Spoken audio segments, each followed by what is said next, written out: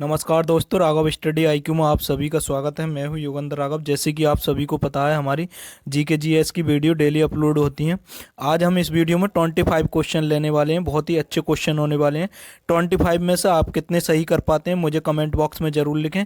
Video को अंत तक देखें। यदि आपको हमारी वीडियो अच्छी लगे, वीडियो को लाइक कर दें, दोस्तों के साथ में शेयर करना ना भूलें।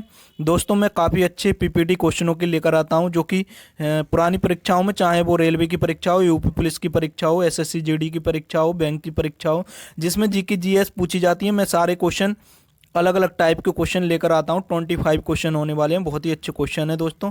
वीडियो को अंत तक देखें, बहुत ही अच्छे क्वेश्चन है। पहला क्वेश्चन देख लेते हैं हम। क्या है पहला क्वेश्चन? ये एसएससी पूछा हुआ है क्वेश्चन, सीएचओ में आया हुआ क्वेश्चन है। एसएससी सीएचओ में प्रेस की स्वतंत्रता का अधिकार किस मूल अधिकार में निहित है? तो आपको आर्टिकल बताना है। तो आर्टिकल कौन सा है? 19(1) का। ऑप्शन नंबर ए सही है आपका पहले का क्वेश्चन का। अगला क्वेश्चन देख लेते हैं।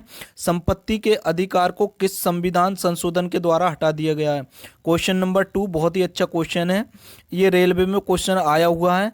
तो कौन संपत्ति के अधिकार को किस अमेंडमेंट द्वारा हटा दिया गया है? तो आपको 4 ऑप्शन दे रखे हैं। तो क्वेश्चन नंबर दूसरे का कौन सा सही है? तो ए नंबर सही है, 44 में संविधान संशोधन द्वारा।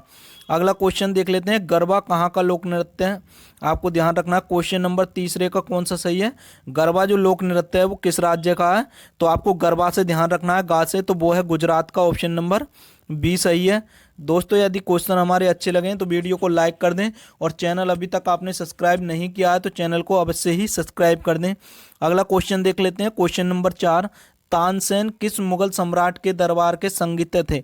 जो तानसेन जो थे वो क्या थे? संगीतकार थे। और ये किसके दरबार में संगीत बजाते थे, यानी कि, तो वो कौन सा मुगल शासक था जिसके दरबार में ये रहते थे? 4 ऑप्शन दे रखे हैं आपको। बाबर, शाहजहां, हुमायूं, अकबर। तो तानसेन जो थे वो अकबर के शासनकाल में या राज दरबार में अकबर के रहते थे। तो ऑप्शन नंबर डी सही है। दोस्तों, अगला क्वेश्चन देख लेते हैं। क्वेश्चन नंबर 5, भारत में उग्र राष्ट्रवाद के उदय का श्रेय किसे दिया जाता है? या उग्र दल का या गरमपंथी दल का नेता किसे कहा जाता है? ऐसे भी क्वेश्चन पूछा जाता है।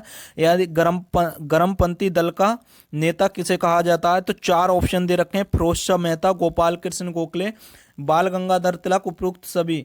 तो क्वेश्चन नंबर 5 का सही आंसर जो है वो है बाल गंगाधर तिलक, बीजी तिलक। आपको ध्यान रखना है।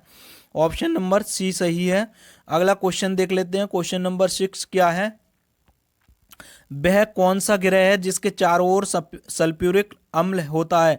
तो सल्फ्यूरिक अम्ल क्या होता है? H2SO4। आपको ध्यान रखना है, ये सल्फ्यूरिक अम्ल का सूत्र होता है।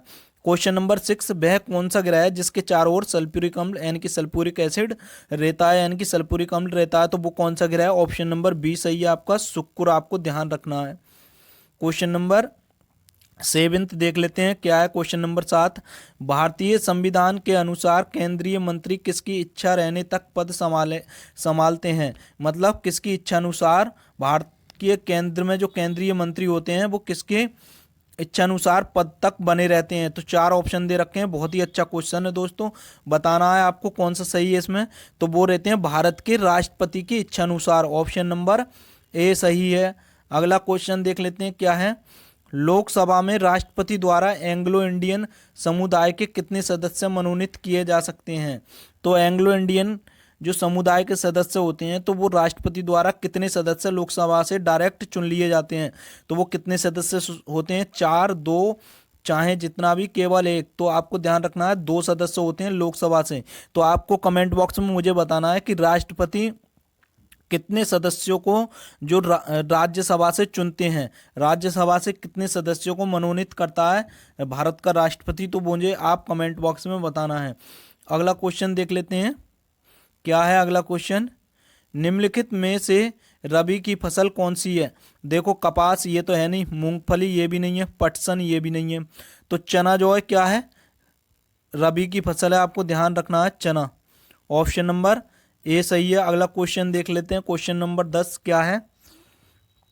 भारत के संविधान का 73वां संशोधन अधिनियम 1992 के पारित किए जाने का कारण था। तो क्या कारण था पारित किए जाने का? पंचायती राज को बल प्रदान करना, तो ऑप्शन नंबर ए सही है। यानी कि पंचायती राज को सुदृढ़ बनाना, मजबूती प्रदान करना, तो ऑप्शन नंबर ए सही है। अगला क्वेश्चन देख लेते हैं। क्वेश्चन नंबर 11 है। ये क्वेश्चन नंबर 11 आपको ध्यान रखना है। कौन सा नंबर है? क्वेश्चन का 11 नंबर है।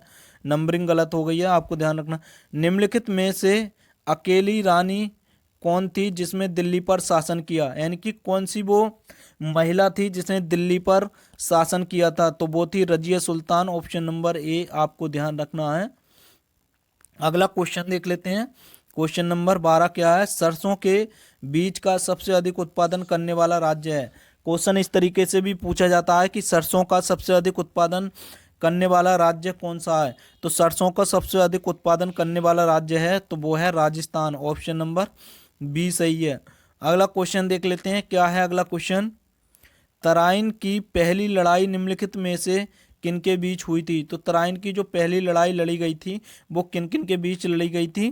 तो वो लड़ी गई थी मोहम्मद गौरी और पृथ्वीराज चौहान के बीच में। तो ऑप्शन नंबर बी सही है, जिसमें कि पृथ्वीराज चौहान विजयी हुए थे। पृथ्वीराज चौहान ने विजय हासिल की थी। तो ऑप्शन नंबर 14 देख लेते हैं। क्या है? यदि आंग्ल भारतीय समुदाय को लोकसभा में पर्याप्त प्रतिनिधित्व प्राप्त ना हो तो समुदाय के 2 सदस्यों को नामित किया जा सकता है। तो किसके द्वारा किया जा सकता है? तो ऑप्शन नंबर बी सही है, राष्ट्रपति के द्वारा। आपको ध्यान रखना है। क्वेश्चन नंबर 15 देख लेते हैं। जर्मन सिल्वर जो मिश्र धातु होती है, जो जर्मन सिल्वर जो होती है वो किन किन धातुओं से मिलकर बनी होती है? तो किन किन पदार्थों से मिलकर बनी होती है जर्मन सिल्वर जो होती है? तो आपको ध्यान रखना है वो किन किन से होती है। यानी कि एक तो होती है जिंक, और दूसरा होता है कॉपर, आपको ध्यान रखना है, और तीसरा होता है निकिल। आपको ध्यान रखना है ये 3 धातुओं से जर्मन सिल्वर बनी हुई होती है। तो ऑप्शन नंबर सी सही है, जिंक, कॉपर और निकिल। आपको ध्यान रखना है जिंक, कॉपर और निकिल। तो ऑप्शन नंबर सी सही है। अगला क्वेश्चन देख लेते हैं। निम्नलिखित में से किस क्षेत्र में नोबेल पुरस्कार प्रदान नहीं किया जाता है? चिकित्सा शास्त्र यानी कि विज्ञान के क्षेत्र में भी नोबेल पुरस्कार दिया जाता है, तो ये तो सही है। इतिहास लेखन ये गलत है, इसमें क्षेत्र में नहीं दिया जाता है। भौतिक शास्त्र ये भी सही है, साहित्य में भी दिया जाता है, लेकिन इतिहास लेखन के लिए नोबेल पुरस्कार नहीं दिया जाता है। तो ऑप्शन नंबर बी सही है। अगला क्वेश्चन देख लेते हैं। किस अधिनियम की महत्व प्रांतीय स्वतंत्रता थी? यानी कि कौन सा अधिनियम था जिसकी महत्ता प्रांतीय स्वतंत्रता थी? तो वो था 1935 का अधिनियम। आपको ध्यान रखना है, ऑप्शन नंबर ए सही है। अगला क्वेश्चन देख लेते हैं। क्या है अगला क्वेश्चन? चंपारण सत्याग्रह का संबंध किससे था? तो चंपारण जो सत्याग्रह हुआ था वो कौन सी वस्तु के ऊपर हुआ था? तो वो हुआ था नील के ऊपर। नील जो होती है उसके ऊपर चंपारण सत्याग्रह हुआ था। अगला क्वेश्चन देख लेते हैं। क्या है? 1959 ईस्वी तक पाकिस्तान की राजधानी कहाँ स्थित थी? यानी कि जो 1959 तक ईस्वी तक पाकिस्तान की राजधानी रही है वो कहाँ पर रही है? तो वो रही है कराची। काफ़ी क्वेश्चन पूछा गया है, ये भी सारे क्वेश्चन आए हुए हैं किसी न किसी एग्जाम में, आपको ध्यान से पढ़ना है सारे क्वेश्चनों को। तो वो थी कराची। ऑप्शन नंबर बी सही है। दोस्तों अभी तक आपने चैनल को सब्सक्राइब नहीं किया है तो चैनल को सब्सक्राइब कर दें, दोस्तों के साथ में शेयर कर दें। यदि वीडियो अच्छी लगे तो वीडियो को लाइक कर दें। राघव स्टडी आईक्यू चैनल को अवश्य ही सब्सक्राइब कर दें। अगला क्वेश्चन देखते हैं। क्या है? भारत में पहली बार 1853 में किस स्थान से रेल यात्रा प्रारंभ की गई थी?